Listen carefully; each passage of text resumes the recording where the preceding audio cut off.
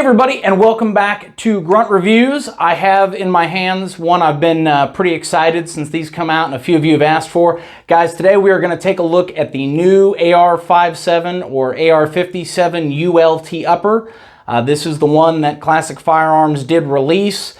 This is going to be a Gen 3.5, Gen 4, and we'll get into that in the video. I will also be comparing it to my personal Gen 3 to kind of highlight some of the differences between the two of them, and I will link you just above to my old video that's got Gen 1 and Gen 2 in it.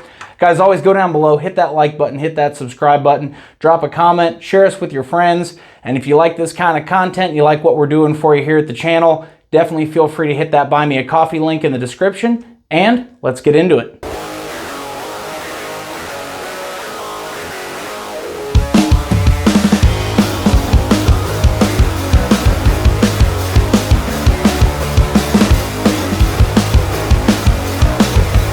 First things first, as we jump into this thing, we do have a couple of changes that I'll highlight, but this in its overall initial appearance, we do have, of course, the muzzle brake does have that pencil style barrel that we saw on the Gen 3. Nitriding, or the coating I should say, just a little bit shinier, just a little bit less flat, so I'm assuming they've gone to a different company for that. Down the sides, we now have 6 M-LOK slots, and that is going to be on the 3 o'clock and 9 o'clock positions. Also, on a 45 offset, we have some venting there as well too, some additional slotting. And on the bottom, we have 4 M-LOK slots, and they do also give you a QD mount there as well. So basically our big changes, you're picking up one additional M-LOK slot there, you're picking up the QD mount, and you're picking up some of the venting for weight reduction, if you will. This will come with a single magazine, and what I really do like about this is the magazine locks in and actually slides correctly. So with some of the earlier AR57 stuff, you had to trim around the back of the magazine there to make it work. They didn't always lock in.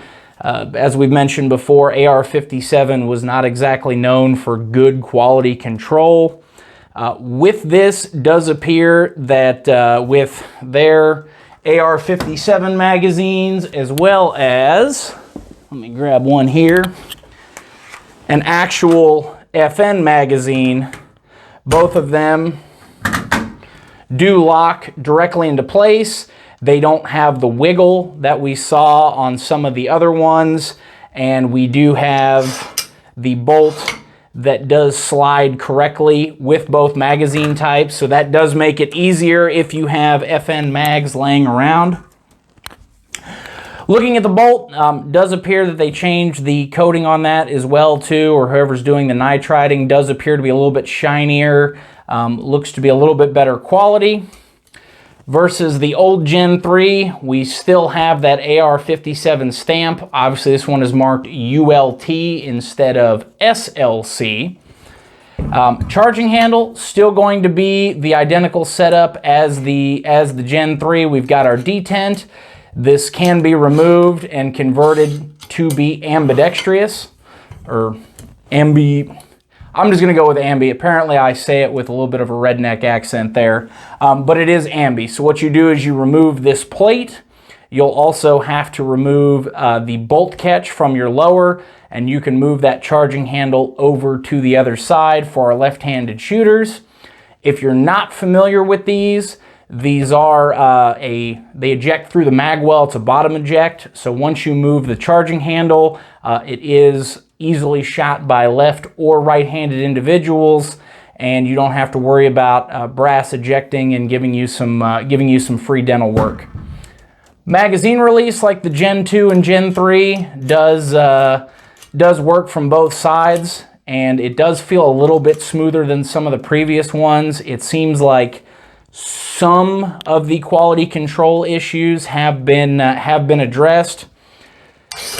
The bolt carrier itself, a lot of you are probably going to be sad.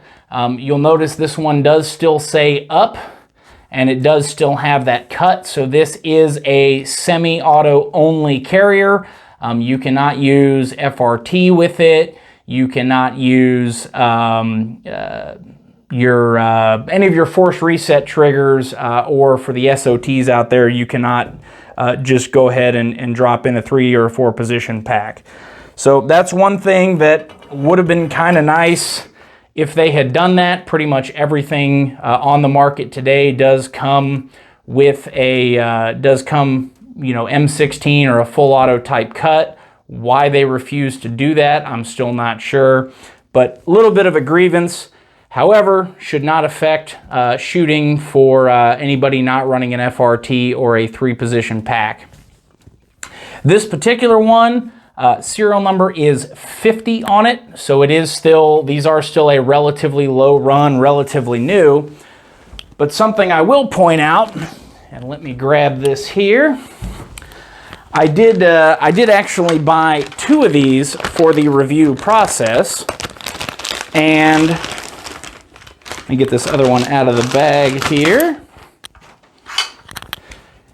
The other receiver is completely identical, except it has no serial number on it whatsoever. Now, being an upper, it's not required to be marked, but it's weird that they would put it on one and not the other one. So we're kind of back to some of the AR57 type quality control issues. One other thing that I will double check here is with the Gen 2s and Gen 3s. Oh, good, it does work. A lot of the issues that you would run into is the tolerances were so different. It's almost like they were built one at a time, that the bolt carriers would not interchange. These do appear to be a little bit more consistent in their tolerances and consistent in production. So that one is a nice plus. I'm not seeing any major inconsistencies between the 2 of them. Both of them do look as they should. They look identical, minus, like I said, that one oddball with the serial number there. Now, let me get this out of the way, and we will go ahead and grab a weight on this bad boy real quick.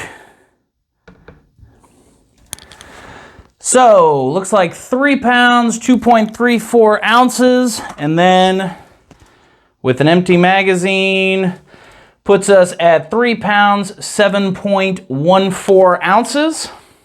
I knew somebody was going to ask about that. And to compare it to the Gen 3. So not a whole lot of people have seen these in person. Basically, I'm going to call this a Gen 4 because it is new, but it's kind of a 3.5. From the rear forward, everything else is pretty much identical. We're going to have our same ambi mag release. We're going to have our same ambi charging handle, same monolithic upper. Something that I will say is the FN mags do fit just a little bit better into the ULT instead of the Gen 3. We'll just say Gen 4. So the Gen 4, the FN mags work and the AR57 mags work. You don't have to do any trimming or weirdness. Whereas on some of the SLCs, you do have to do a little bit of changing. Overall length, they are identical in length. The difference is the M-lock slots actually kind of sit up just a little bit higher, almost on like a relief cut, where they have shrunk that down on the Gen 4. And you are getting 5 slots on the 3. You're getting 6 on the 4. We do not have the additional venting that we do on the 4, and we do not have the QD slot either. The coating on the Gen 3s is a little bit more of a matte finish. The Gen 4 has a little bit more of a shine to it. And same deal, the Gen 3s have a serial number up here on the mag well. On the Gen 4, they do have it on the bottom. And actually, while I'm thinking about that, let me check this other one just for kicks and grins, to see if they put the serial number on the mag well. And nope, that one that's unmarked is completely unmarked there. So that one's a little bit weird. But just kind of wanted to give you the side-by-side on this. And then the last thing I'll do is highlight the bolt carrier. So this is the legit FA carrier. Something else they changed too, hopefully you can see that these older carriers did have kind of the AR57 logo lasered into them.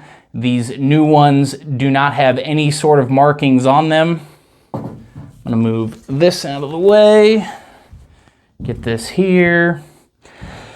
So what you have in the difference between the two of these, we'll line them up side by side, is obviously the newer ones are still a semi-cut and the older FAs are still an FA cut.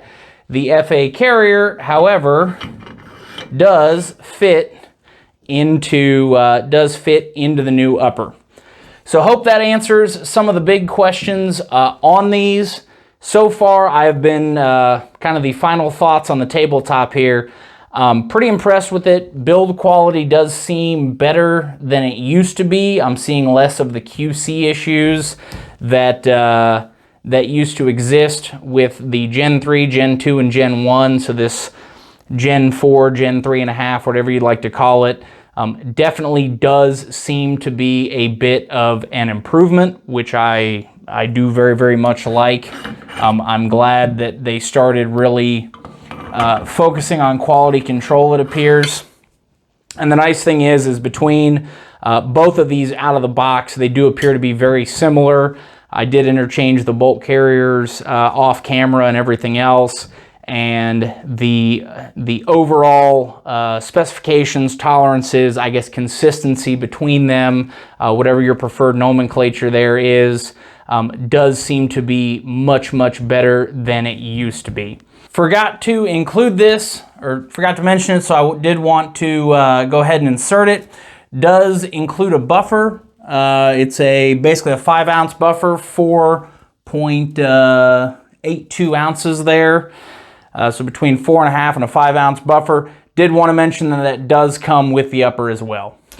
One thing that I did find kind of interesting and where I'm kind of curious is obviously this is all marked AR57, AR57, but there's no city and state located anywhere. So I'm curious if it's the original company doing it under license, if Classic maybe bought the patents or started producing them on their own, if this is a third-party company. That's some questions that I would still like to see answered. But I hope this answers some of your questions. If you have any more, drop them down below in the comments. I'm always here to answer them. We will be doing a range review on this. And guys, as always, I do appreciate your time watching this. Stay safe, train hard.